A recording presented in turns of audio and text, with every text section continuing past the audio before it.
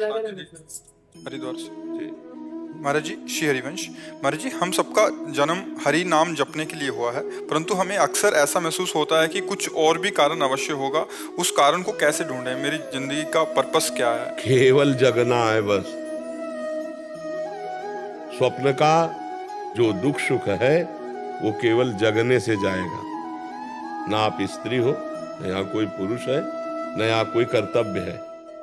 स्वप्न का कोई कर्तव्य होता है क्या? बड़ा मेहनत किया स्वप्न में जगे तब सब झूठा हुआ ना। स्वप्न में आपने 100 लोगों को भोजन पवाया और 100 लोगों को जान से मार दिया। जो जगने के बाद आपको क्या पुण्य लगेगा कि पाप लगेगा? है कुछ नहीं लगे। क्यों? किया तो था स्वप्न में, भंडारा किया स्वप्न में, मारा तो क्या उस समय क्या झूठा लग रहा था? स्वप्न में नहीं लग रहा था ना। जग गए तब लगा ना। तो उमा काहूं मैं अनुभव अपना, सत हरि भजल जगत सब सपना। तो अब आपको लग रहा है और कोई कर्तव्य है, तो ये स्वप्न में लग रहा है। अगर जाग के देखो तो स्वप्न में एक आप ही थे, ना कोई वस्तु था, ना कोई व्यक्ति था, ना दुश्मन था, ना कोई दोस्त था। ये पता तब चला जब आप जगे।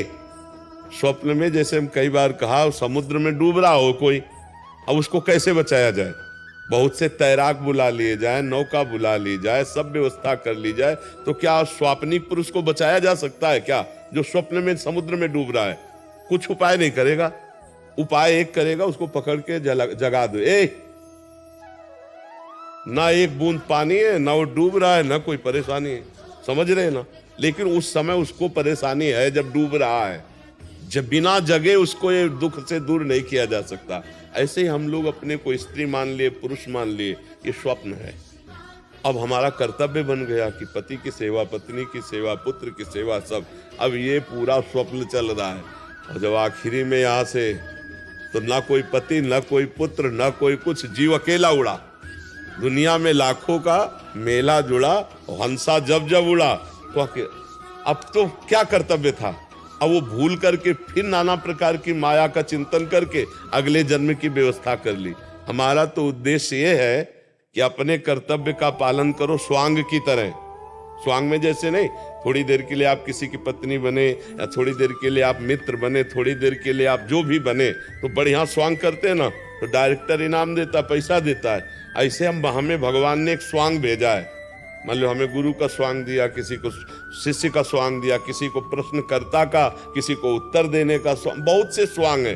तो अपने स्वांग को अच्छी तरह निभाओ, लेकिन स्वांग को स्वांग रहने दो, नाटक को नाटक रहने दो, रोल को रोल रहने दो। अगर आप जो 1 घंटा किसी की पत्नी बनी स्वांग में, और इसके पीछे, तो आप उससे यही कहोगे मर्यादा में रहना। ऐसे ही ये 60, 70 वर्ष, 50 वर्ष का स्वांग मिला है, पिता का, पुत्र का, पत्नी का, माता का, अलग अलग। हमको इस स्वांग में कमी नहीं रहने देना।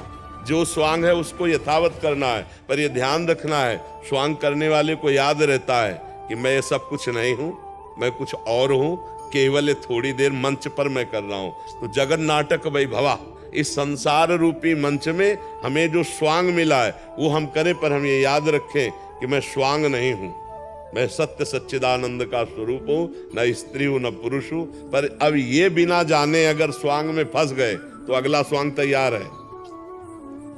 वो चाहे सुअर का मिले, कुत्ता का मिले, गधा का मिले, कौन योनि में जाना पड़े।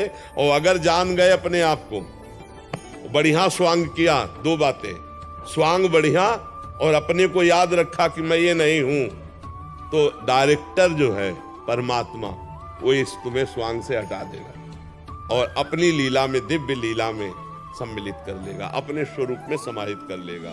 हमारा जन्म हुआ है अपने को जगाने के लिए, अपने को जानने के लिए, अपने को पाने के लिए। हम पराये में फंसे हैं। ये शरीर अपना नहीं है, ये मन अपना नहीं है, ये इंद्रिया अपना नहीं है, जगत के संबंध अपने नहीं। हमारा पूरा जीवन पराये पे जा रहा है, अपने पे नहीं। हम अपने को पाने के लिए, अपने को जानने के लिए, अपने आनंद के लिए हमारा जन्म हुआ है। अब हम शरीर आनंद को अपना मान रहे हैं, रुपए के आनंद को अपना मान रहे हैं, नाना प्रकार के रिश्ते भोगों के, तो पर में फंस गए ना, प्रकृति में फंस गए ना। मना कष्टान इंद्रियाणी प्रकृति स्थान का, अब इसी से जीतना है। अब मन की देखो तो ये बहुत चाहते हैं, सबसे बड़ी चाहत है कि कोई हमें प्यार करे, सब जीव में, पशु पक्षी में, सबके अंदर, क्योंकि भगवत अंश है ना, तो प्रेम स्वरूप है ना, तो लगता है कोई मुझे प्यार करे। और वो मुझे जो लगता है वो शरीर को लेके है, देखना, शरीर को लेकर है। कोई मेरा ऐसा साथी हो जो आजीवन केवल मुझे प्यार करे और मैं कभी मरूं ना।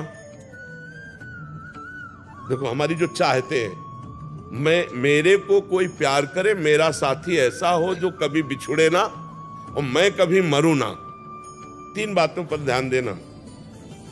जो जिस डिपार्टमेंट में जहां है वो सबसे बड़ा बनना चाहता है। यही भगवान का स्वरूप है, क्योंकि सबसे बड़े भगवान है, मरुना अविनाशी भगवान है। प्रेम करे कोई, भगवान प्रेम समुद्र है। तो हम भगवान से ही प्रेम करके, भगवान को ही पा करके, भगवान को ही जान करके तृप्त हो सकते हैं, जगत को नहीं। जगत में यहाँ अपने को जो लगता है कि सामने वाला प्रेम करता है तो उसके लायक कुछ है, इसलिए प्रेम करता है। और जिस दिन आपसे बढ़कर कोई मिल जाएगा, आपकी तरफ देखेगा नहीं। जिस दिन आपके पास जो देख रहा है वो नहीं होगा, तो उस दिन वो आपसे प्रेम नहीं करेगा। लेकिन सब त्याग दे तो भी भगवान कभी अपने जन का त्याग नहीं करते। प्रेम का निर्वाह तो सिर्फ भगवान करते हैं। जगत में तो रोना पड़ेगा और ठोकरें लगेंगी, यहाँ कोई किसी को प्यार नहीं करता। जब तक स्वार्थ की पूर्ति तब तक प्यार है नहीं तैयार। क्यों ऐसा लगता है कि हम बाबा जी, हम ही को लगता है? आप सही बताओ, संसार में सबको एक प्रेम की भूख है, वो किससे पूर्ण हो रही है? आप देखो भला कहीं प्रेम की पूर्ति हो पा रही क्या? अब क्या चाह रहा हूं वो निर्णय तो नहीं कर पा रहा, पर उसको लग रहा है कि नहीं यार, मतलब जो मैं सोच रहा था वो नहीं है, जो मैं चाह रहा था वो तब मिलता है। जैसे केवट भगवान के जब चरण धो रहा है तब वो कह रहा है, बहुत काल में कीन मंजूरी, आज दीन सब विधि भलपूरी। अब कछु नाथ न चाही मोरे, नाथ अब मुझे नहीं चाहिए। जिसके लिए मैं तड़प रहा था वो मिल गया। अति आनंद उमगी अनुरागा, चरण सरोज पखार। जब भगवान के चरण मिले तब हृदय से निकला, अब कछु नाथ न चाहे मोरे। गोस्वामी जी कह रहे, पायो परम विश्राम, राम समान प्रभु ना ही कहूं। आज मैं परम विश्राम प्राप्त कर लिया क्योंकि मुझे राम जी मिल गए। तो मुझे लगता है कि हमारे अंदर जो ये रहता है कि कुछ प्राप्त करें, वो लौकिक नहीं होना चाहिए, वो श्री भगवान होने चाहिए। नहीं तो आज शरीर स्वस्थ है, कल हो सकता है भयानक कष्ट से पीड़ित हो जाए। तो यावत स्वस्थ मिदम कलेवरम यावत च दूरे जरा। जब तक तुम्हारा शरीर स्वस्थ है तुम भजन कर लो, नहीं अस्वस्थ होने पर भजन नहीं होता। फिर तो चिंतन उन्हीं का, कष्ट ही का होता रहता है, यहाँ दर्द, यहाँ परेशानी, यहाँ। अब अपने लोगों क्या है, बचपन से भगवान की कृपा से लगे रहे तो सारी बातें समझ में आ गई। तो अब ये थोड़ी कि कष्ट है तो चित्त खींच लेगा। जैसे तुम्हारे शरीर में कष्ट हो और मुझे पता हो, ऐसे मेरे शरीर के कष्ट का उतना ही है जितना तुम्हारे शरीर के कष्ट का पता हो, तो लगेगा नहीं बड़ा कष्ट है, बस ऐसे ही लगता है। और हर समय आनंद रहता है। अगर भगवान से न जुड़े होते तो दुर्गति हो जाती। इसलिए हम सबसे प्रार्थना करते हैं, अभी शरीर स्वस्थ है, जितना बने उतना नाम जप कर लो और इतना तो ज्ञान प्राप्त ही कर लो कि ये शरीर टिकेगा नहीं।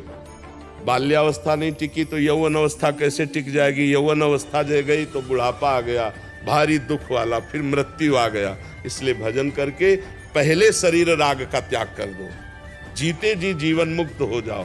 खूब नाम जप करो, सत्संग सुनो और अपने कर्तव्य का पालन करो, इसी से काम बन जाएगा। भगवान बहुत कृपालु है, बिना भगवान की शरण के शुद्ध ज्ञान नहीं होता। सोई जाने जे देहु जनाई, जानत तुम्हें तुम्हें हो जाए। भगवान से प्यार करो, भगवान का नाम जप करो, उन्हीं की शरण में रहो।